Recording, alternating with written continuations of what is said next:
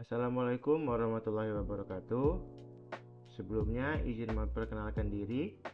Nama saya Fauzan Amiruddin Basit dengan NPM 2213025041 dari Prodi Pendidikan Teknologi Informasi angkatan 2022 dan saya dari kelas A. Nah, pada kesempatan kali ini saya akan melakukan sebuah praktikum untuk menyelesaikan tugas, yaitu ujian akhir praktikum atau UAP. Oke, sekarang masuk ke poin yang pertama, yaitu saya akan membuat sebuah database dan tabel baru pada command prompt. Sebelum masuk ke command prompt, kita harus mengaktifkan MySQL-nya terlebih dahulu. Untuk mengaktifkan MySQL, kita akan menggunakan sebuah software yang bernama XAMPP. Langsung kita buka aja untuk softwarenya. Nah, kita langsung klik start di sini untuk yang Apache dan MySQL-nya. Nah, ketika sudah berwarna hijau, itu artinya MySQL-nya sudah aktif. Ketika sudah aktif, kita langsung masuk aja ke command prompt-nya.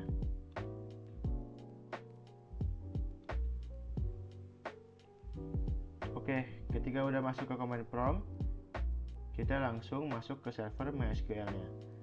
Nah, untuk masuk ke server MySQL, kita membutuhkan sebuah sintaks, yaitu cd c:2/xampp/mysql/bin. Kita klik enter. Nah, ketika kita berhasil masuk, kita langsung mengoneksikannya ke MySQL dengan menggunakan sintaks, yaitu MySQL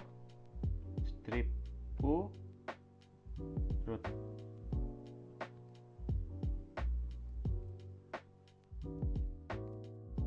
Enter.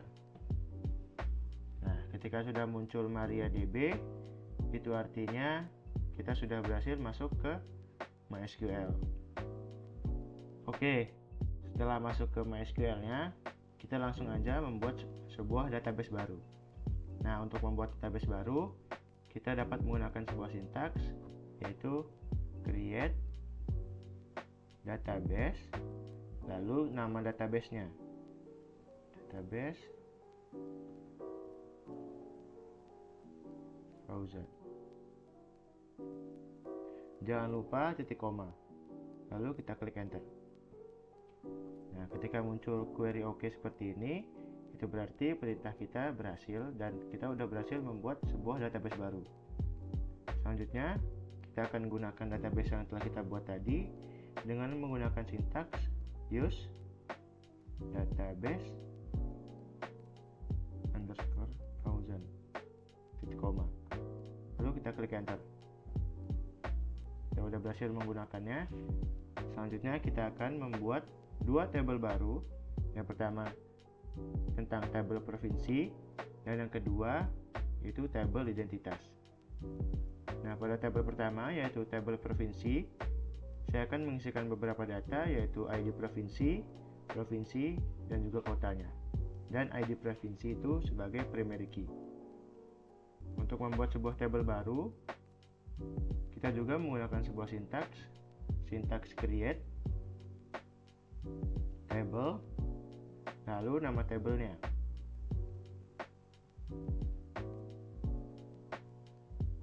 Lalu kita buka kurung, kita klik enter, masuk ke data pertama, yaitu ID provinsi, tipe datanya integer, dan juga primary key, koma, kita klik enter, lalu provinsi,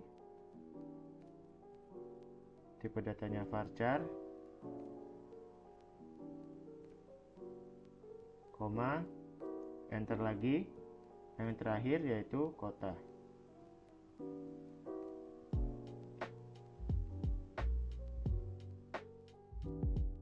Nah, karena kota ini yang terakhir, kita lakukan tutup kurung dan jangan lupa titik koma.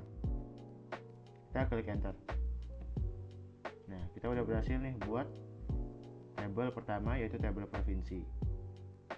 Kita lihat aja di sini tabelnya dengan menggunakan sintaks desk, tabel provinsi, titik koma, enter.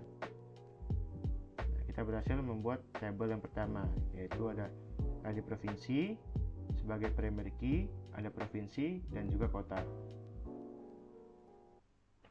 Oke, lanjut kita buat tabel yang kedua, yaitu tabel identitas. Sama seperti sebelumnya, kita menggunakan sintaks create table, lalu nama tabelnya,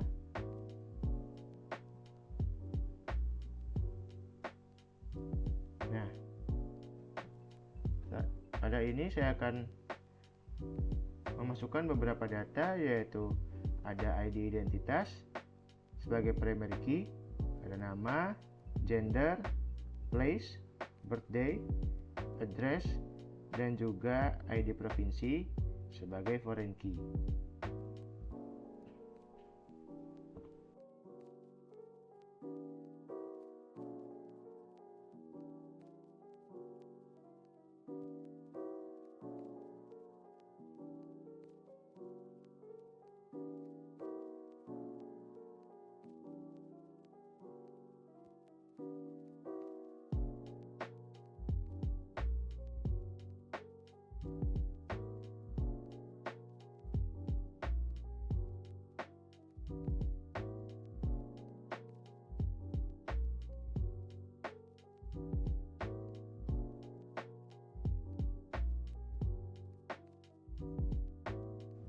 Oke, saya udah selesai nih buat tabel yang kedua.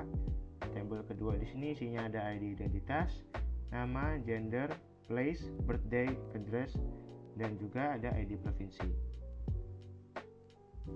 Oke, selanjutnya saya akan menjelaskan apa itu Microsoft Access, perbedaannya antara CMD dan Microsoft Access, dan juga kendala-kendala yang biasa dihadapi oleh pengguna dalam menggunakan CMD dan juga Microsoft Access.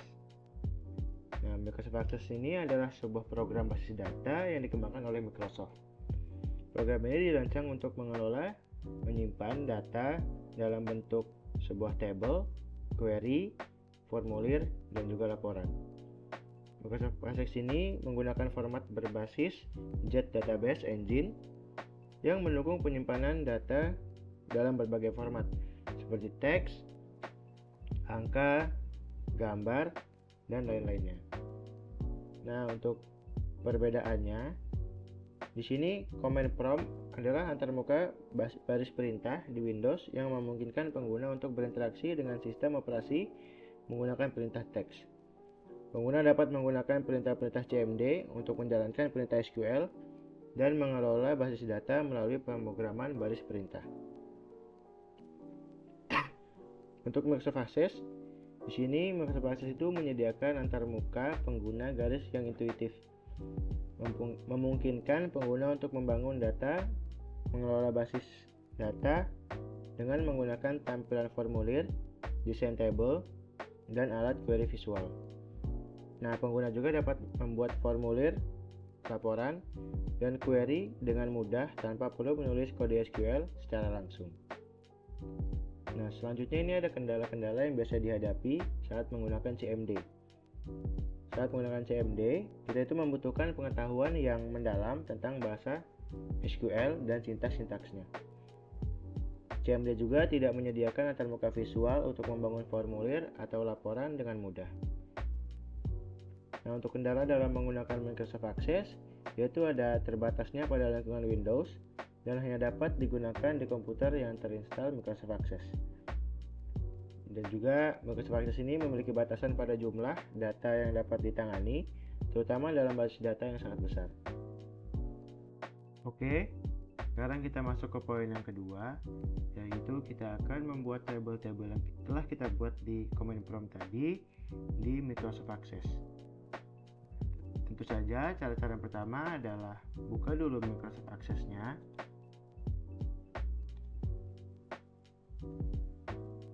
Nah, setelah terbuka, kita akan membuat sebuah database baru. Untuk namanya kita samakan seperti database sebelumnya, yaitu database Frozen.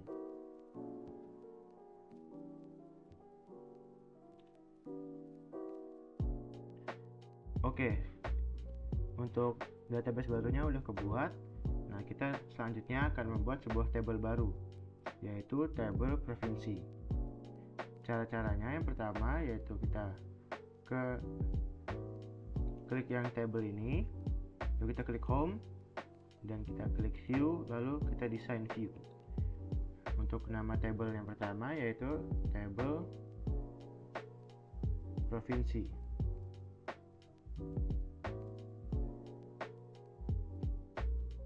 Kita klik OK. Nah, untuk isi-isinya sama seperti sebelumnya, yaitu ada ID provinsi, ada provinsi, dan juga ada kota.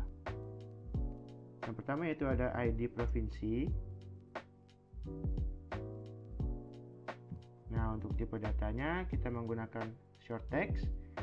Kenapa menggunakan short text dan bukan number? Karena ID provinsi ini memang berisikan angka nantinya, cuman angkanya itu bukan untuk perhitungan. Jadi kita tetap menggunakan short text. Untuk yang kedua yaitu ada provinsi.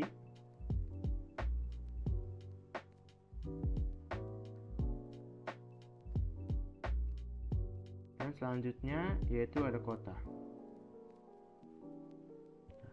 Setelah udah keisi semua, kita klik home, kita klik view dan klik datasheet view. Jangan lupa juga untuk meng-save table yang udah kita buat tadi. Nah, table udah kebuat nih. Sekarang saya akan mengisi table-table ini.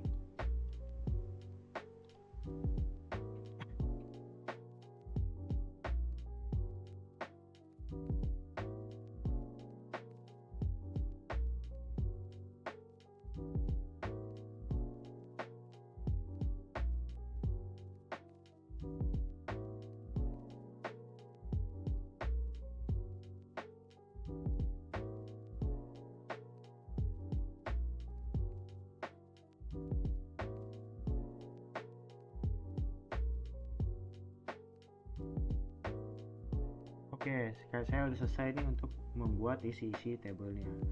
Sini ada ID provinsinya, ada dari 1 hingga 7, yaitu dari Lampung hingga NTT.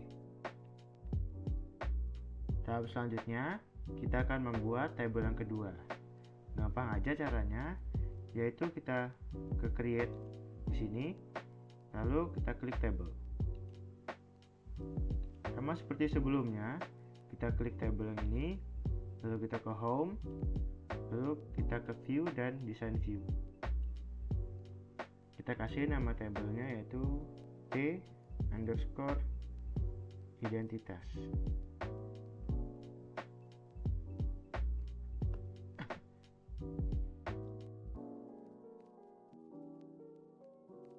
Sama seperti sebelumnya, kita akan mengisi isian tabelnya, yaitu di sini ada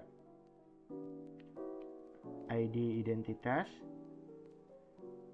lalu ada nama, ada gender, place, birthday, address, dan juga ada ID provinsi. Nah, yang pertama yaitu ada ID identitas.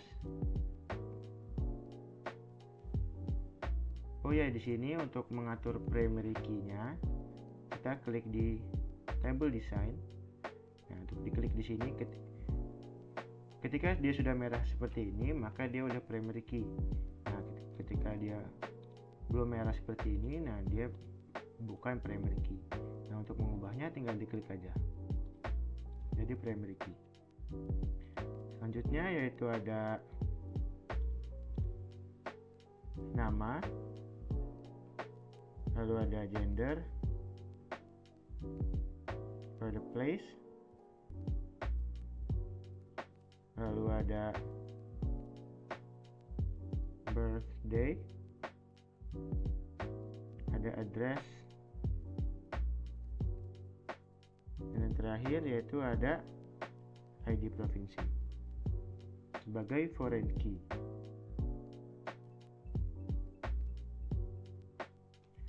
Untuk mempermudah kita, untuk di bagian gender kita bisa edit, itu dengan cara klik yang tanda panah bawah ini, lalu yang paling bawah yaitu lookup wizard,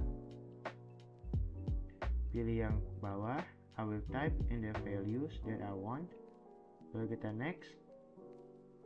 Nah, kita isi di sini yaitu karena gender cuma ada dua, yaitu ada laki-laki dan juga perempuan. Nanti kita tinggal milih aja gendernya laki-laki atau perempuan. Lalu kita klik next, lalu kita klik finish. Nah, sudah selesai. Jangan lupa kita save dengan Ctrl S, lalu kita balik ke datasheet view. Nah, editnya seperti ini. Nah, bisa milih langsung aja atau laki-laki maupun perempuan. Oke, selanjutnya saya akan mengisi isi dari tabel ini.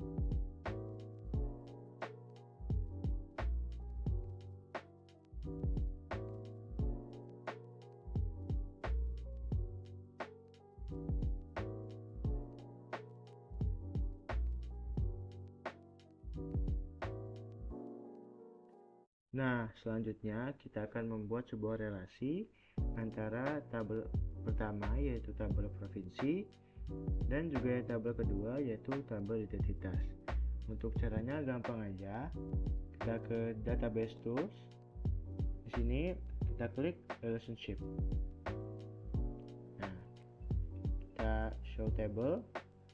Kita pilih tabelnya yaitu tabel provinsi dan juga tabel identitas. Nah, akan muncul seperti ini. Kalau punya kalian belum muncul garisnya, gampang aja tinggal kalian tarik dari ID provinsi yang ini, dari tabel provinsi ke tabel identitas, tarik ke sini, gitu aja. Oke, setelah buat relationship, selanjutnya kita akan membuat sebuah query.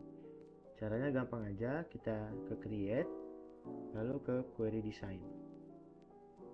Kita pilih tabelnya, tabel provinsi dan juga tabel identitas. Kita pilih di sini apa aja yang pengen kita tampilkan, yaitu pertama saya akan menampilkan nama, lalu ada ID identitasnya, ada gender, lalu ada place,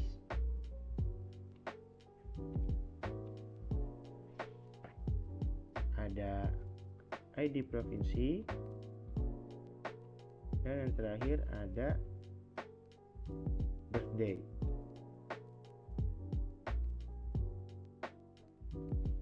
Tidak lupa kita save, kita oke.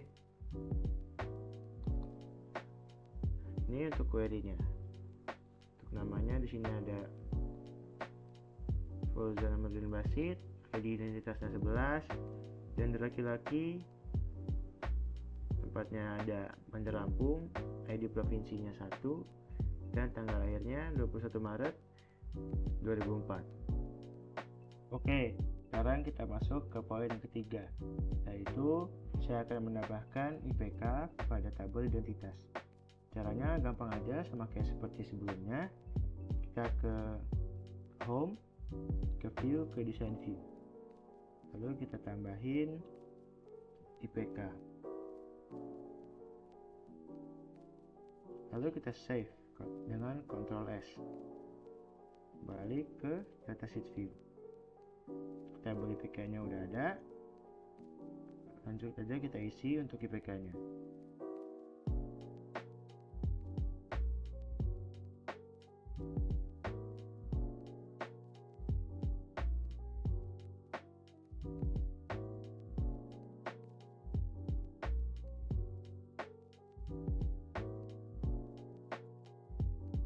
Kita udah berhasil untuk nambahin kolom IPK pada tabel identitas. Nah, selanjutnya kita akan membuat sebuah form untuk query yang telah kita buat di sini. Kita gampang aja, caranya tinggal ke create, lalu klik yang ini, form. Nah, setelah masuk ke form, kita akan mengedit nih formnya supaya lebih kelihatan bagus gitu. Kita ke home, lalu ke design view. Nah, tak lupa juga kita akan menambahkan sebuah background image di sini. Tinggal ke format, ke background image, lalu klik brown. Lalu pilih gambar yang ingin dijadikan sebagai background.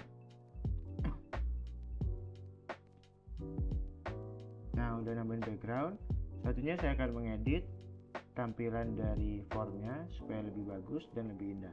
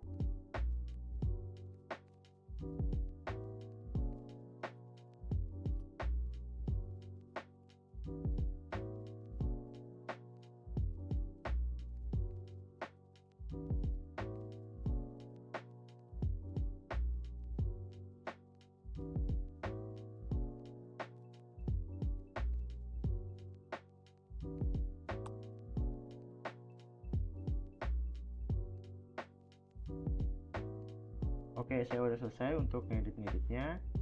Saya udah nambahin background, saya juga udah menambahkan beberapa warna dan juga icon. Di sini ada icon yaitu di sini untuk ke data selanjutnya. Ini untuk ke data sebelumnya. Ini untuk nge-save. Di sini untuk menghapus record dan di sini untuk menambahkan record. Oke, mungkin sekian penjelasan dan tata cara saya untuk mengerjakan poin 1, 2, dan juga 3.